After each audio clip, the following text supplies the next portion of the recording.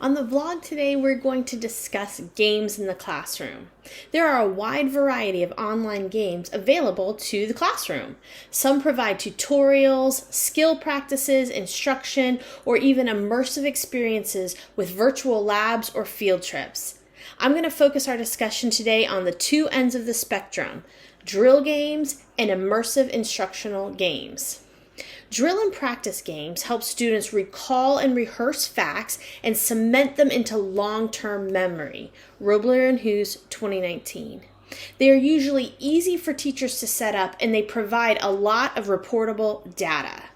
Students enjoy gaining points and rewards, so they're very motivating. There are challenges with using games like this. One is instructional overuse or misuse.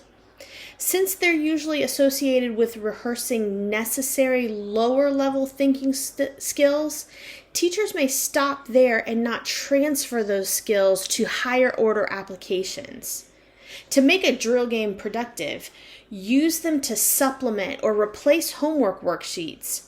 Use them in preparation for tests and set time limits for student use in class. On the opposite end of the spectrum are immersive games. Robler and Hughes 2019 says that this type of game is sometimes referred to as serious games. The purpose of these games is to deliver instructional content in an immersive, fictional setting. It usually follows a storyline like a video game does. Students benefit from this type of game because it's highly engaging. They're immersed in the story. They expect fun and the thrill of competition, along with the education. It really is a form of project-based learning.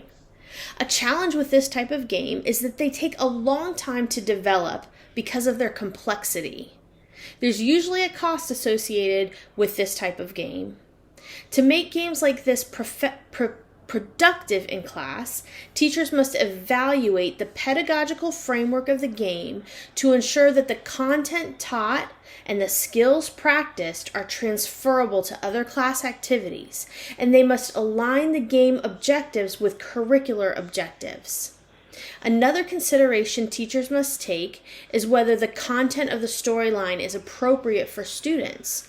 Some games use qualities of combat or magic or the like that would not be appropriate for students. Some storylines are also not equitable. They may alienate one group of students while being highly appealing to another. A Christian educator can use scriptures such as Romans 14:19 as part of their framework for making decisions about games in the classroom. It says, "So then let us pursue what makes for peace and mutual upbringing."